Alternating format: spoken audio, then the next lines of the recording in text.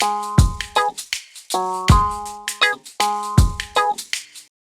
Friends, welcome to my YouTube channel Bhatia math academy. हमने class 10th के लिए series start करी हुई है। फर्स्ट डे 1 टू डे 30 में सारे इंपॉर्टेंट क्वेश्चन आपको कवर करवाऊंगा। आज है वीडियो का डे 9 नॉर्मल। अगर आपने डे 1 टू डे 8 नहीं देखा, प्लेलिस्ट बनी हुई है, वहाँ पे जाकर चैनल पे देख सकते हैं। और अगर आपको ये सीरीज पसंद आ रही है तो चैनल को सब्सक्राइब कर देना। क्वेश्चन 1 देखते हैं क्या। If x equal to a cos cube theta and y equal to b sine cube theta then prove that. हमें क्वेश्चन के एक्स की वैल्यू खाली इसमें डालनी है जो हमें प्रूव करने के लिए गिवन है। ये खाली 1 मार्क क्वेश्चन है। इसको सिंपल बस आपको वैल्यू पुट करनी है, प्लस वाई की वैल्यू पुट कर दो बी साइन, यहाँ पे बी होगा, यहाँ पे बी होगा, गलती हो गई, यहाँ पे बी होगा, b sine cube theta upon में बी इक्वल ये ए से ए काटा, बी से बी काटा। अब ये देखो बचा गया यहाँ पे cos cube theta bracket 2/3 plus sign cube theta 2/3। ये आ गया हमारा। अब क्या करेंगे, 3 से 3 काट देंगे, 3 से 3 बचा क्या, cos square theta plus sine square theta. इसकी हमें पता है आइडेंटिटी में क्या होती है वैल्यू 1। ये हमारा 1 हो गया सॉल्व। सेकंड क्वेश्चन देखते हैं। सेकंड क्वेश्चन क्या है, solve the following pair of linear equation by the substitution method. हमें फर्स्ट दो क्वेश्चन गिवन है, दोनों को सब्स्टिट्यूशन मेथड से करना है। X s minus t equal to 3। पहले क्वेश्चन उतार लेते हैं यहाँ पे अगले पेज में। क्वेश्चन क्या है, s minus 3 s minus t equal to 3। A given है, ए गिवन है एस अपॉन में 3 प्लस t/2 इक्वल टू 6। ये क्वेश्चन में गिवन है। अब क्या करेंगे, इन दोनों में सब्स्टिट्यूशन मेथड लगाना है। सबसे पहले यहाँ से एस की वैल्यू निकाल लो। क्या हो गया, 3 प्लस टी, ये यहाँ पे प्लॉट कर दो, 3 प्लस टी अपॉन में 3 प्लस टी अपॉन में 2 इक्वल टू 6। अब क्या करेंगे, एलसीएम ले लेंगे। 2 को इधर 6, 2t plus 3t equal to 6। यह आ गया 6 प्लस 5t इक्वल टू 6 था 36। 36 में से 6 माइनस करें 30। t की वैल्यू क्या आ गई, यहाँ पे हमारी 6। अब ये यहाँ पे डाल दो s की, 3 प्लस 6 इक्वल टू s की वैल्यू क्या आ गई, 3 प्लस 6 9। ये हो गया हमारा वैल्यू। सिंपल सब्स्टिट्यूशन मेथड है। सेकंड वैल्यू हमें क्या गिवन है क्वेश्चन में, √x plus √3y equal to 0, √3x minus, यहां से हम पहली इक्वेशन मान लेंगे इसको सेकंड। फर्स्ट इक्वेशन से क्या निकाल लेंगे, x की वैल्यू क्या होगा, 0 माइनस √3 अपॉन y। ये हो गया x की वैल्यू क्या आ गई, √3 माइनस y अपॉन में √2। ये x की वैल्यू आ गई। इसको क्या करेंगे, सेकंड इक्वेशन में पुट कर देंगे।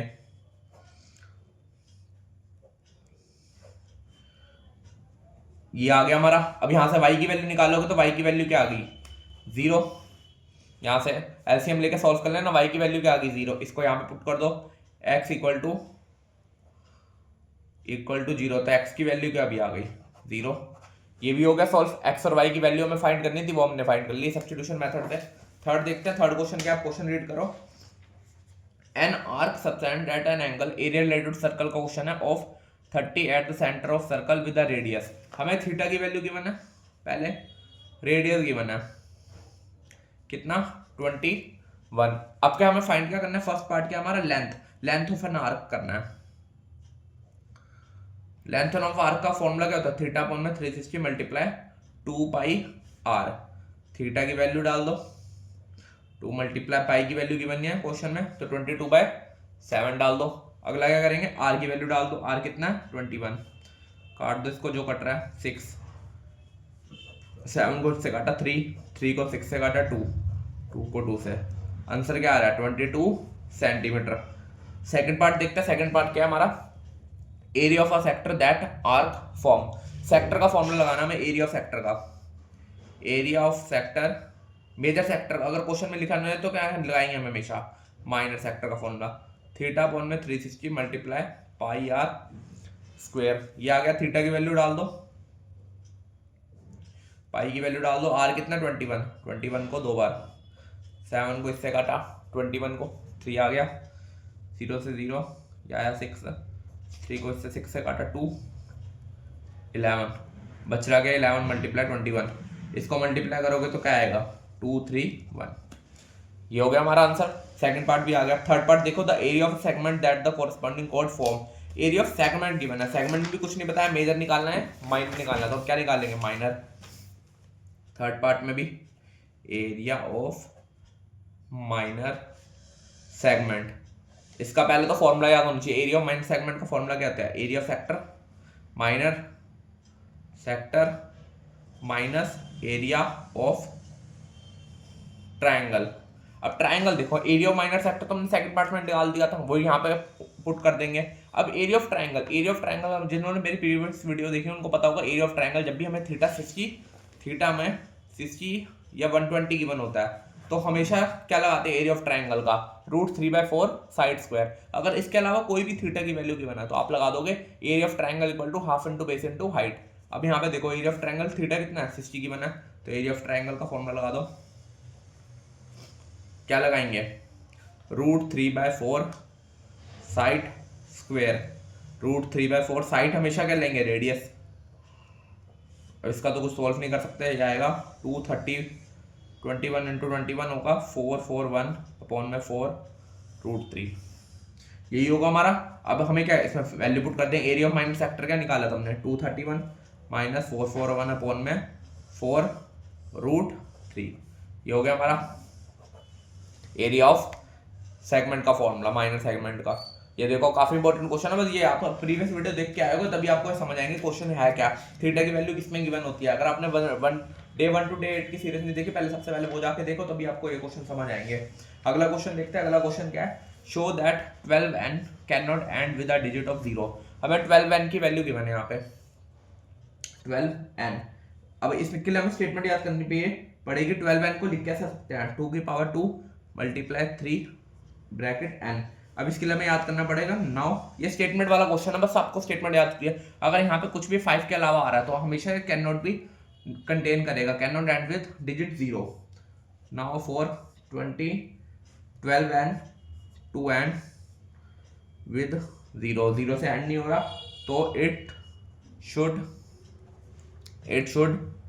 Have 2 as well as 5 in prime factor, also to end with 5 it required। ये बस स्टेटमेंट आपको याद होनी चाहिए और कुछ नहीं है, स्टेटमेंट वाला क्वेश्चन है। It required at least single multiple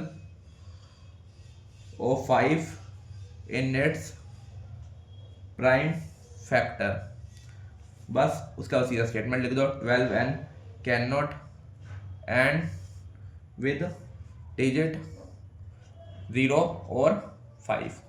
ये हो गया हमारा क्वेश्चन सॉल्व, बस स्टेटमेंट वाला क्वेश्चन है, बस ये स्टेटमेंट याद करनी होनी चाहिए। जब भी यहाँ पे कोई भी नंबर है उसका एलसीएम लेके कर देना, फिर स्टेटमेंट लिख देना यहाँ पे। ये हो गया हमारा क्वेश्चन नंबर 4 भी। क्वेश्चन नंबर 5 देखो, क्वेश्चन नंबर 5 क्या लास्ट वीडियो का, इस वीडियो का लास्ट क्वेश्चन, विच आपको लग रहा होगा रोज के 5 क्वेश्चन कम है, पर अगर आप रोज के 5 करते रहेंगे तो आपके देखो फर्स्ट डे में हमने 5 करे, 30 डेज है, कितने होगा 150 क्वेश्चन होगा। 150 क्वेश्चन हमने 3 जनवरी 15 फरवरी तक कर लेंगे, उसके बाद नॉर्मल हमारे पास 10 जनवरी तक हमारे खत्म हो जाएंगे। उसके बाद क्या होंगे, हमारा जो नॉर्मल 5-6 दिन बचेंगे उसमें सैम्पल पेपर्स और एमसीक्यू डिस्कस कर लेंगे सारे। आप जितने भी नॉर्मल अगर ये करते रहेंगे आपके बहुत अच्छे मार्क्स आ जाएंगे। सारे 150 क्वेश्चन भी अगर कर लेंगे, सबके एक टाइप के क्वेश्चन कर लेंगे, उसके आप प्रैक्टिस करते रहना। अगर आपको चाहिए इसके वीडियो के, अगर आप मुझे कमेंट कर देंगे तो मैं वीडियो के एंड में जो भी मैं क्वेश्चन कराऊंगा उनके प्रैक्टिस क्वेश्चन भी डाल दूंगा, मुझे कमेंट कर देना बस। क्वेश्चन 5 क्या है, which term of FE -2 -7 -12 will be this. अब यहाँ पे देखो हमें an की वैल्यू क्वेश्चन में गिवन है -77, a की वैल्यू क्या होगी -2, d की वैल्यू क्या होगी -7, a2 -a1 होता है माइनस का 5। अब an का फॉर्मूला लगा दो, a + n - 1 d, ये हो गया। an की वैल्यू डाल दो, क्या है -77, a की -2, n की पता नहीं निकालनी है, d की -5, माइनस का उधर जाके प्लस, ये हो गया माइनस का आया 75, मल्टीप्लाई में डिवाइड में हो गया 15 आ गया, माइनस का उधर जाके प्लस, n की वैल्यू क्या आ गई 16। बस n की वैल्यू में फाइंड करनी थी, n की वैल्यू आ गई हमारी। अगर वीडियो अच्छी लगे या चैनल की सीरीज पसंद आ रही है तो चैनल को सब्सक्राइब कर देना और कमेंट कर देना आपको अगर इसके इंपॉर्टेंट क्वेश्चन चाहिए तो। Thank you.